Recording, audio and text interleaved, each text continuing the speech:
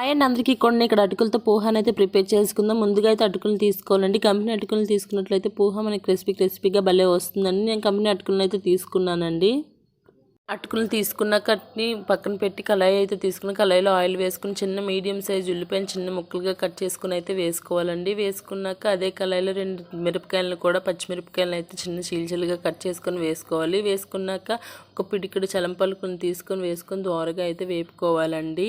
చలంపలుకులు వేగుతున్న సమయంలో అయితే మనం కరివేపాకును కూడా వేసుకొని బాగా వేపుకోవాలండి. మనకి కరివేపాకు స్మెల్ కూడా ఇందులో చాలా బాగుంటుందండి. తర్వాత మనం ముందుగా అటుకులను పెట్టుకున్నాం కదండి, దానిలో అయితే నీళ్ళు పోసి నీట్గా చెత్త ఏమీ లేకుండా కూడా నీట్గా వాష్ చేసుకొని పక్కనైతే పెట్టుకోవాలండి. నీళ్ళంతా వడగెట్టుకొని పెట్టుకోవాలి. పెట్టుకుంటే మనం అటుకులు అనేవి మెత్తగా అవ్వవు. ఇందులోనే ఉప్పు పసుపుని కూడా వేసుకొని బాగా ఫ్రై చేసుకోవాలండి తాలింపుని.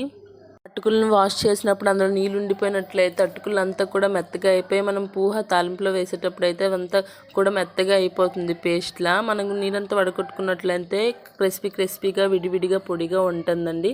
నేనైతే పోహా మసాలాను వేసుకున్నానండి. ఏంటి పోహా మసాలా ఎక్కడ దొరుకుద్ది అనుకుంటున్నారు? మీరు కంపెనీ అటుకులు తీసుకున్నట్లయితే అందులోనే పోహా మసాలా అనే ఆప్షన్గా ఇస్తాడండి. అది నాకైతే కంపెనీ అటుకుల్లోనే ఇచ్చాడు ఈ మసాలా.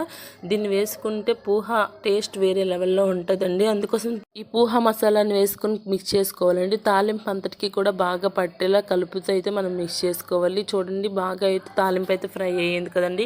ఈ కలర్లో ఫ్రై అయ్యేంత వరకు కూడా మనం వేగించుకోవాలి. వేగించాక మనం ముందుగా అటుకులను కడిగి పెట్టుకున్నాం కదండి. చూడండి నీట్గా నేనైతే నీళ్ళు లేకుండా వడపెట్టుకున్నాను. అందుకోసమే అటుకులు పొడిగా అయితే కనిపిస్తున్నాయండి. ఇవైతే తాలింపులో వేసుకొని బాగా మిక్స్ చేసుకోవడమే. ఇందులో ఏమి కూడా వేయాల్సిన అవసరం లేదండి. ఇలా చేసుకున్నట్లయితే పోహా చాలా టేస్టీగా అయితే ఉంటుంది.